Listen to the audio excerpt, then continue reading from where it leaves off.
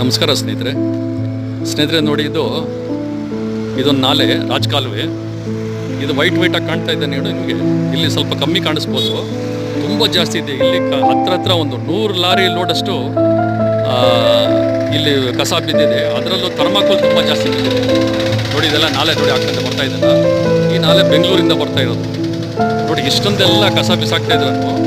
ನಮ್ಮ BBMP ಅವರು ಎಷ್ಟೇ ಟಿ ವಿಗಳಲ್ಲಿ ಚಾನಲ್ಗಳಲ್ಲಿ ಹಾಕಲಿ, ಏನೇ ಮಾತಾಡಬಿಡಲಿ, ಇವ್ರಿಗೇನು ಬೇಜಾರೇ ಆಗೋದಿಲ್ಲ. ಇದೆಲ್ಲ ಕ್ಲೀನ್ ಮಾಡಿಸೋದಾಗಲಿ, ನಾಲೆಗಳು ಬೆಂಗಳೂರಲ್ಲಿ ಎಷ್ಟು ಫ್ಯಾಕ್ಟ್ರಿ ಇದೆ, ಇಂಡಸ್ಟ್ರೀಸಿಂದ ಎಲ್ಲ ಬಂದಿರತಕ್ಕಂಥದ್ದು. ಆಮೇಲೆ ಬೇರೆ ಕಡೆಯಿಂದ ಬರ್ತಾರೆ.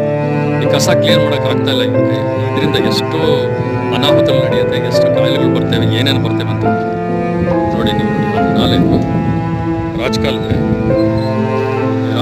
ಬರ್ತಕ್ಕಂಥದ್ದು. ಇದು ಬೆಂಗಳೂರು ಒಳಗಡೆ ಎಷ್ಟಿದೆ ನೋಡಿ, ಕಾಣ್ತಾ ಇದೆಯಲ್ಲ.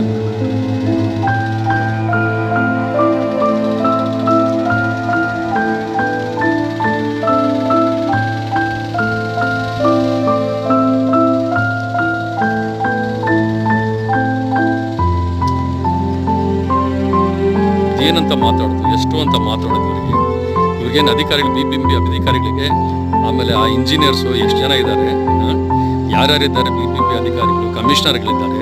ಇವ್ರಿಗೆ ಸಂಬಳಗಳು, ಇವ್ರಿಗೆ ಕಾರುಗಳು, ಇವ್ರಿಗೆ AC ಕಾರುಗಳು, AC ಆಫೀಸು, AC ಮನೆ, ಲಕ್ಷಾಂತರ ರೂಪಾಯಿ ಸಂಬಳ ಇವೆಲ್ಲ ಕೊಟ್ರೇನು ಇದು ಸರ್ಕಾರಿ ಕೆಲಸ ಸರಿಯಾದ ರೀತಿಯಲ್ಲಿ ನಿರ್ವಹಿಸ್ತಾ ಇಲ್ಲ.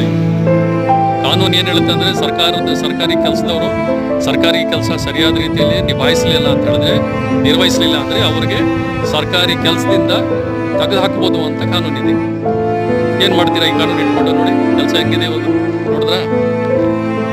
ಟನ್ ಗಂಟೆ ಬಿದ್ದಿದೆ ಇಲ್ಲಿ, ಲಾರಿ ಲೋಡ್ ಗಂಟೆ ಬಿದ್ದಿದೆ ನೋಡಿ ಸ್ನೇಹಿತರೆ, ಹೇಗಿದೆ ಅದು.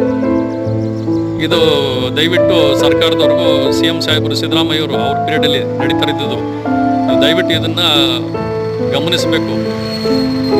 ನೋಡ್ಬಿಟ್ಟು ಸ್ವಲ್ಪ ಅಧಿಕಾರಿಗಳ ಮೇಲೆ ಸ್ವಲ್ಪ ಸ್ಟ್ರಿಕ್ಟಾಗಿ ಕೆಲಸ ಮಾಡಿ.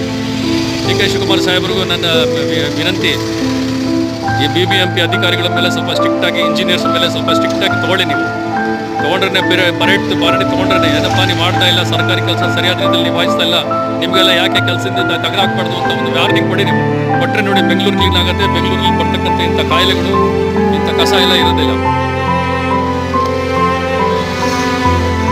ಇಷ್ಟೊತ್ತು ಕರ್ನಾಟಕ ನ್ಯೂಸ್ ಚಾನಲ್ ವೀಕ್ಷಿಸಿದ್ದಕ್ಕೆ ಎಲ್ಲ ವೀಕ್ಷಕರಿಗೆ ತುಂಬ ಧನ್ಯವಾದಗಳು, ಮನಸ್ಪೂರ್ವಕ ಧನ್ಯವಾದಗಳು.